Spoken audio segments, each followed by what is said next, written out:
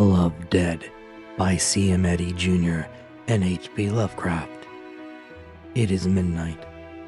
Before dawn they will find me and take me to a black cell where I shall languish interminably while insatiable desires gnaw at my vitals and wither up my heart, till at last I become one with the dead that I love.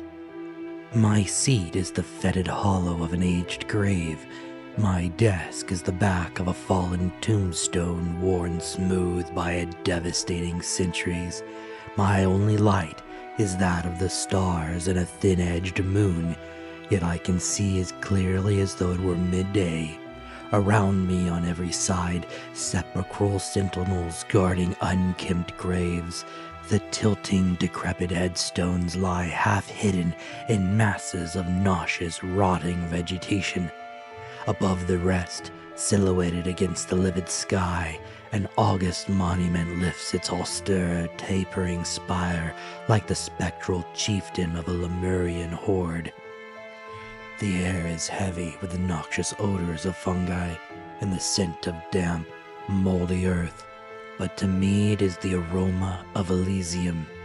It is still, terrifyingly still, with a silence whose very profundity bespeaks the solemn and the hideous.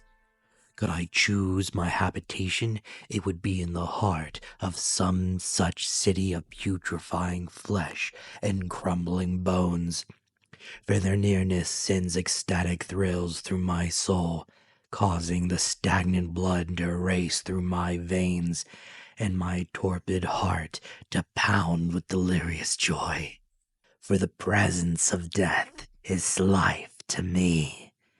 My early childhood was one long, prosaic, and monotonous apathy, strictly ascetic, wan, pallid, undersized, and subject to protracted spells of morbid moroseness. I was ostracized by the healthy, normal youngsters of my own age. They dubbed me a spoil sport, an old woman, because I had no interest in the rough, childish games they played, or in any stamina to participate in them, had I so desired. Like all rural villages, Finham had its quota of poison-tongued gossips. Their prying imaginations hailed my lethargic temperament as some abhorrent abnormality. They compared me with my parents, and shook their heads in ominous doubt at the vast difference. Some of the more superstitiously openly pronounced me a changeling, while others who knew something of my ancestry called attention to the vague, mysterious rumors concerning a great-great-granduncle who had been burned at the stake as a necromancer. Had I lived in some larger town with greater opportunities for congenial companionship, perhaps I could have overcome this early tendency to be a recluse. As I reached my teens, I grew even more sullen, morbid, and apathetic. My life lacked motivation. I seemed in the grip of something that dulled my senses, stunted my development, retarded my activities, and left me unaccountably dissatisfied. I was 16 when I attended my first funeral. A funeral in Finham was a preeminent social event, for our town was noted for the longevity of its inhabitants. When, moreover, the funeral was that of such a well-known character as my grandfather, it was safe to assume that the townspeople would turn out en masse to pay due homage to his memory. Yet I did not view the approaching ceremony with even latent interest. Anything that tended to lift me out of my habitual inertia held for me only the promise of physical and mental disquietude.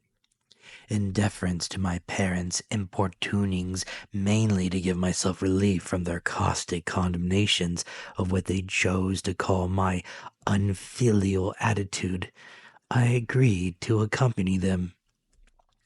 There is nothing out of the ordinary about my grandfather's funeral, unless it was the voluminous array of floral tributes. But this, remember, was my initiation to the solemn rites of such an occasion. Something about the darkened room, the oblong coffin with its somber drapings, the banked masses of fragrant blooms, the dolorous manifestations of the assembled villagers stirred me from my normal listlessness and arrested my attention. Roused from my momentary reverie by a nudge from my mother's sharp elbow, I followed her across the room to the casket where the body of my grandparent lay. For the first time, I was face to face with death. I looked down upon the calm, placid face lined with its multitudinous wrinkles and saw nothing to cause so much of sorrow. Instead, it seemed to me that grandfather was immeasurably content, blandly satisfied. I felt swayed by some strange discordant sense of elation. So slowly, so stealthily had it crept over me that I could scarcely define its coming. As I mentally reviewed that portentous hour, it seemed that I must have originated with my first glimpse of that funeral scene, silently strengthening its grip with subtle insidiousness. A baleful, malignant influence that seemed to emanate from the corpse itself held me with magnetic fascination. My whole being seemed charged with some ecstatic, electrifying force, and I felt my form straighten without conscious volition. My eyes were trying to burn beneath the closed lids of the dead man's and read some secret message they concealed. My heart gave a sudden leap of unholy glee and pounded against my ribs with demoniacal force as if to free itself from the confining walls of my frail frame. Wild, wanton, soul-satisfying sensuality engulfed me. Once more the vigorous prod of a maternal elbow jarred me into activity. I had made my way to the sable-shrouded coffin with leaden tread. I had walked away with new-found animation. I accompanied the cortege to the cemetery, my whole physical being permeated with this mystic enlivening influence. It was as if I had quaffed deep draughts of some exotic elixir, some abominable concoction brewed from blasphemous formula in the archives of Belial. The townsfolk were so intent upon the ceremony that the radical change in my demeanor passed unnoticed by all save my father and my mother. But in the fortnight that followed, the village busybodies found fresh material for the vitriolic tongues in my altered bearing. At the end of the fortnight, however, the potency of the stimulus began to lose its effectiveness. Another day or two, and I had completely reverted to my old-time languor, though not to the complete and engulfing insipidity of the past. Before, there had been an utter lack of desire to emerge from the enervation. Now, vague and indefinable unrest disturbed me.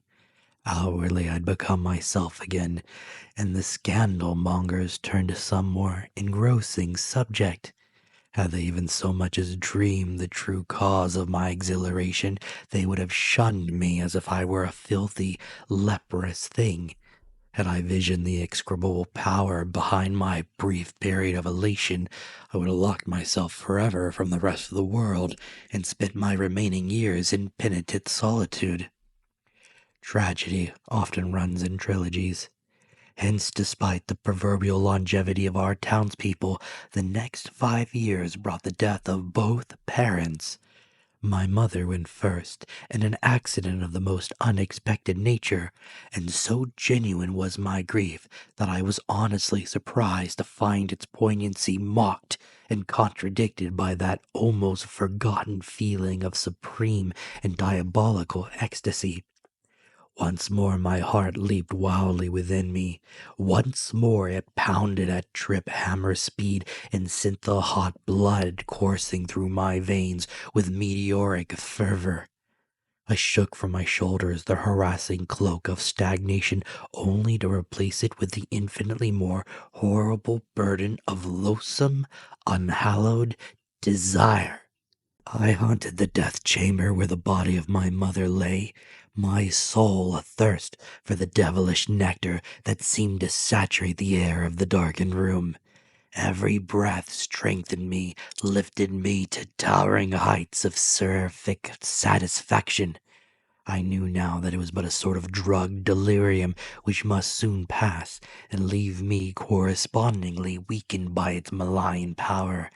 Yet I could no more control my longing than I could untwist the Gordian knots in the already tangled skein of my destiny. I knew too that through some strange satanic curse my life depended upon the dead for its motive force, that there was a singularity in my makeup which responded only to the awesome presence of some lifeless clod. A few days later, frantic for the bestial intoxicant on which the fullness of my existence depended, I interviewed Finham's sole undertaker and talked him into taking me on as a sort of apprentice. The shock of my mother's demise had visibly affected my father. I think that if I had broached the idea of such outre employment at any other time, he would have been emphatic in his refusal. As it was, he nodded acquiescence after a moment's sober thought. How little did I dream that he would be the object of my first practical lesson. He too died suddenly, developing some hitherto unsuspected heart affliction. My octogenarian employer tried his best to dissuade me from the unthinkable task of embalming his body, nor did he detect the rapturous glint in my eyes as I finally won him over to my damnable point of view. I cannot hope to express the reprehensible, the unutterable thoughts that swept in tumultuous waves of passion through my racing heart as I labored over the lifeless clay. Unsurpassed love was the keynote of these concepts, a love greater, far greater than any I'd ever borne him while he was alive. My father was not a rich man, but he had possessed enough of worldly goods to make him comfortably independent. As his sole heir, I found myself in rather a paradoxical position. My early youth had totally failed to fit me for contact with the modern world, yet the primitive life of Finham with its attendant isolation palled upon me. Indeed, the longevity of the inhabitants defeated my sole motive in arranging my indenture. After settling the estate, it proved an easy matter to secure my release, and I headed for Bayborough, a city some 50 miles away. Here my year of apprenticeship stood me in good stead. I had no trouble in establishing a favorable connection as an assistant with the Gresham Corporation, a concern that maintained the largest funeral parlors in the city. I even prevailed upon them to let me sleep upon the premises, for already the proximity of the dead was becoming an obsession. I applied myself to my task with unwonted zeal. No case was too gruesome for my impious sensibilities, and I soon became master at my chosen vocation. Every fresh corpse brought into the establishment meant a fulfilled promise of ungodly gladness, of irreverent gratification, a return of that rapturous tumult of the arteries which transformed my grisly task into one of beloved devotion. Yet every carnal satiation extracted its toll. I came to dread the days that brought no dead for me to gloat over, and pray to all the obscene gods of the nethermost abysses to bring swift, sure death upon the residents of the city. Then came the nights when a skulking figure stole surreptitiously through the shadowy streets of the suburbs. Pitch dark nights when the midnight moon was obscured by heavy lowering clouds. It was a furtive figure that blended with the trees and cast fugitive glances over its shoulder, a figure bent on some malignant mission.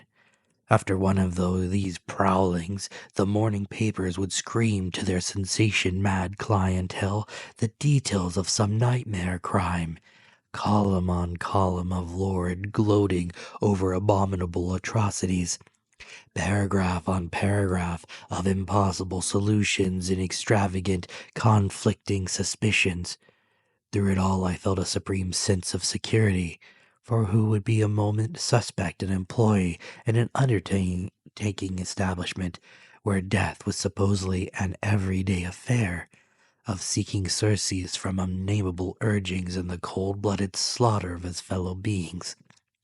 I planned each crime with maniacal cunning, varying the manner of my murders so that no one would even dream that all were the work of one blood-stained pair of hands.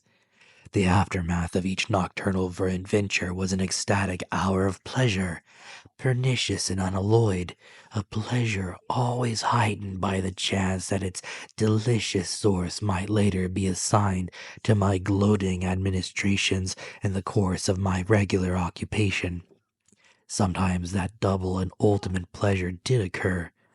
Oh, rare and delicious memory!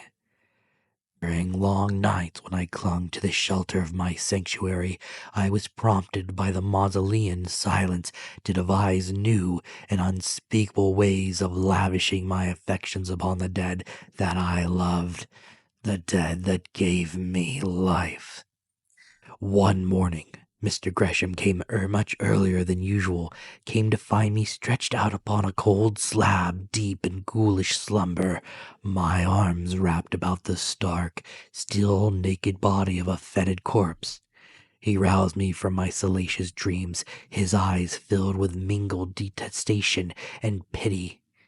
Gently but firmly he told me that I must go, that my nerves were unstrung, that I needed a long rest from the repellent tasks my vocation required, that my impressionable youth was too deeply affected by the dismal atmosphere of my environment. How little did he know of the demoniacal desires that spurred me on in my disgusting infirmities. I was wise enough to see that argument would only strengthen his belief in my potential madness. It was far better to leave than to invite discovery of the motive underlying my actions. After this I dared not stay long in one place, for fear some overt act would bear my secret to an unsympathetic world. I drifted from city to city, from town to town. I worked in morgues, around cemeteries, once in a crematory, anywhere that afforded me an opportunity to be near the dead that I so craved. Then came the World War. I was one of the first to go across, one of the last to return. 4 years of blood-red charnel hell, sickening slime of rain-rotten trenches, deafening bursting of hysterical shells, monotonous droning of sardonic bullets, smoking frenzies of phlegethons, fountains, stifling fumes of murderous gases, grotesque remnants of smashed and shredded bodies. 4 years of transcendent satisfaction. In every wanderer there is a latent urge to return to the scenes of his childhood. A few months later found me making my way through the familiar byways of Finham. Vacant, dilapidated farmhouses lined the adjacent roadsides, while the years had brought equal retrogression to the town itself. A mere handful of the houses were occupied, but among these were the one I had once called home. The tangled, weed-choked driveway, the broken window panes, the uncared-for acres that stretched behind, all bore mute confirmation of the tales that guarded inquiries had elicited, that it now sheltered a dissolute drunkard who eked out a meager existence from the chores his few neighbors gave him out of sympathy for the mistreated wife and undernourished child who shared his lot.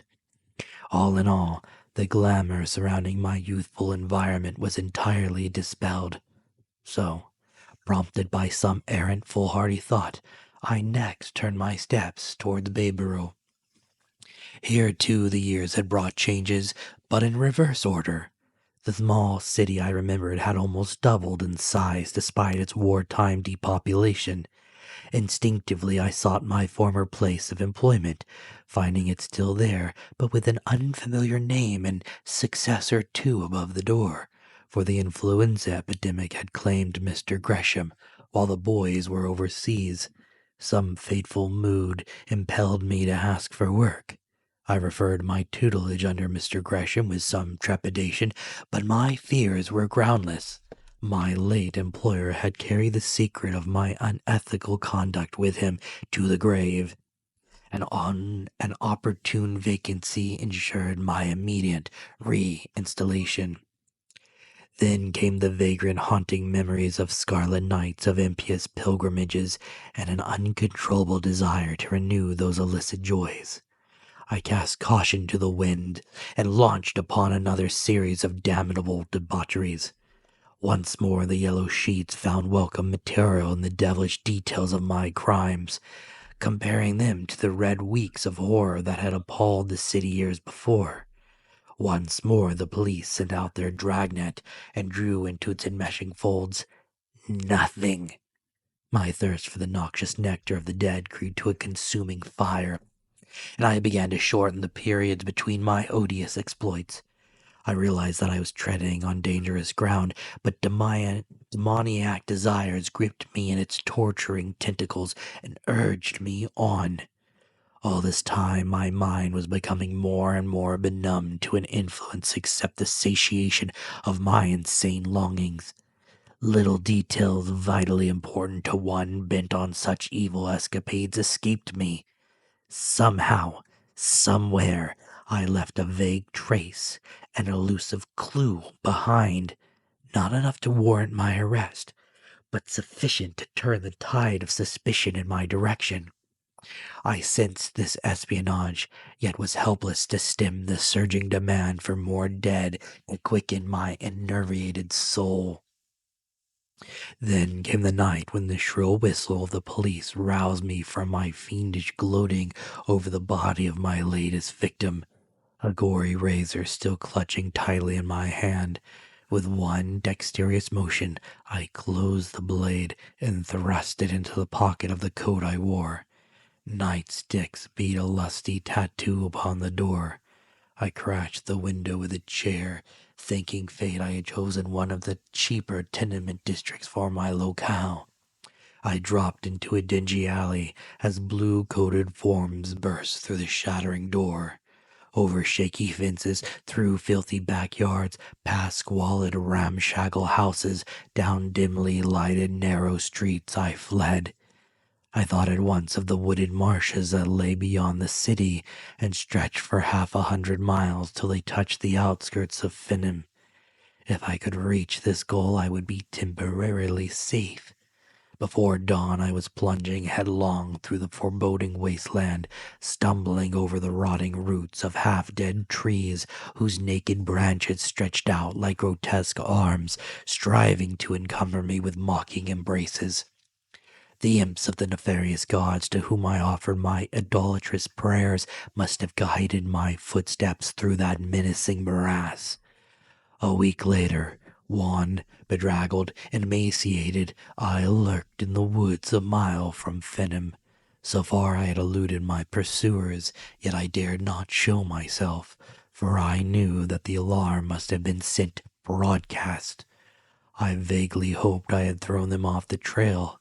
After that first frenetic night, I had heard no sound of alien voices, no crashing of heavy bodies through the underbrush. Perhaps they had concluded that my body lay hidden in some stagnant pool or had vanished forever in the tenacious quagmire. Hunger gnawed at my vitals with poignant pangs. Thirst left my throat parched and dry. Yet far worse was the unbearable hunger of my starving soul for the stimulus I found only in the nearness of the dead. My nostrils quivered in sweet recollection.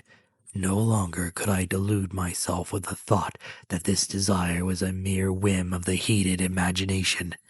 I knew now that it was an integral part of the life itself, that without it I should burn out like an empty lamp.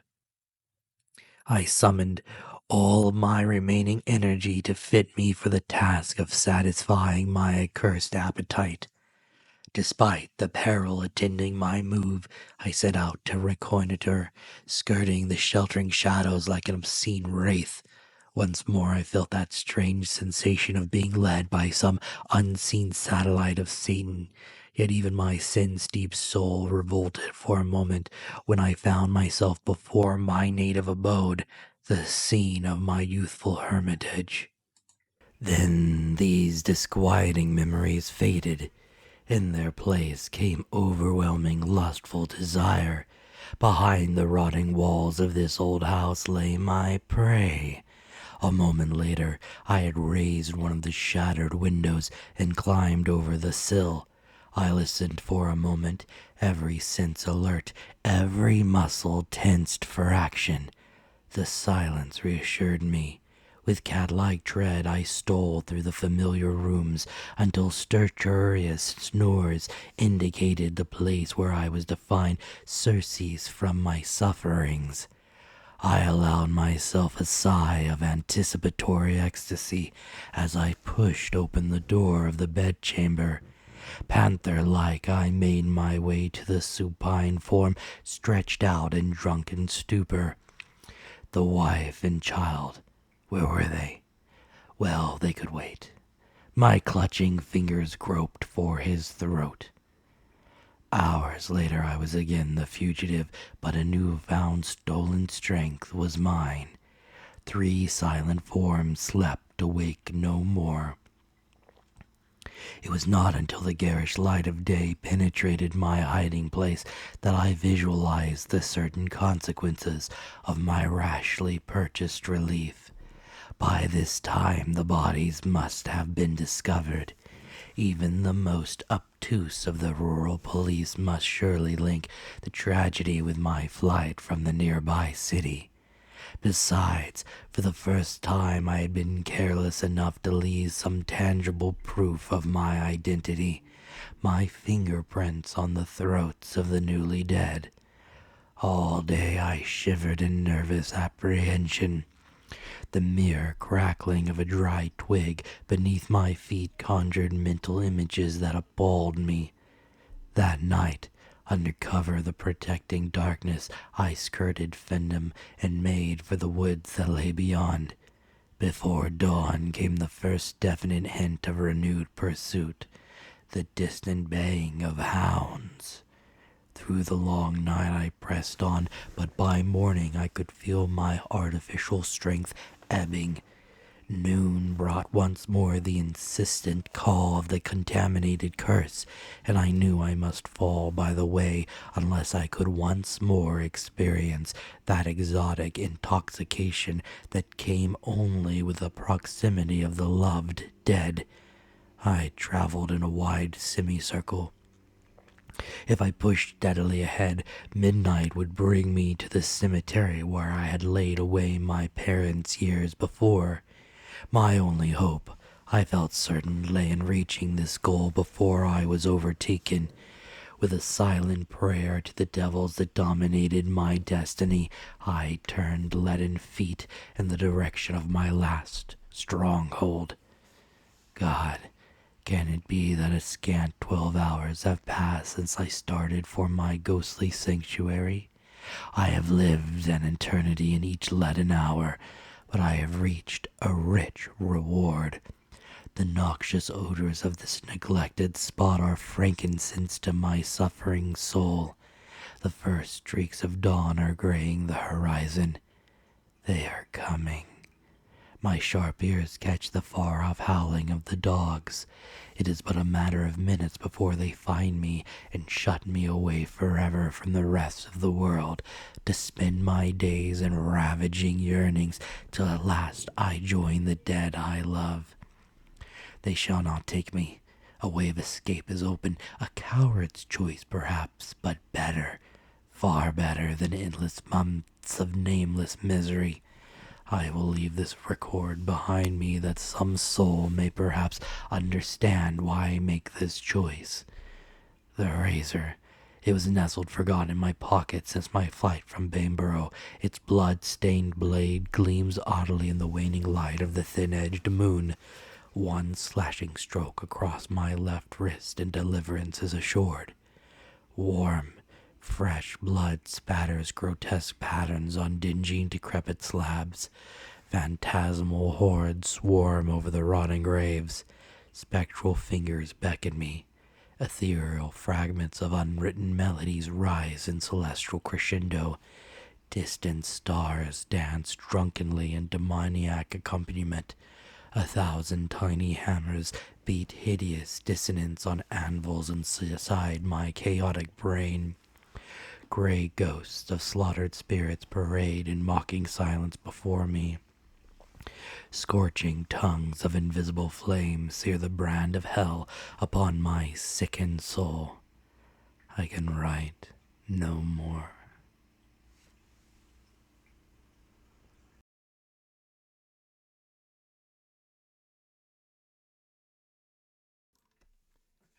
The shadows lengthen, and our time in the haunted past draws to an end, but the echoes of eldritch horrors linger still.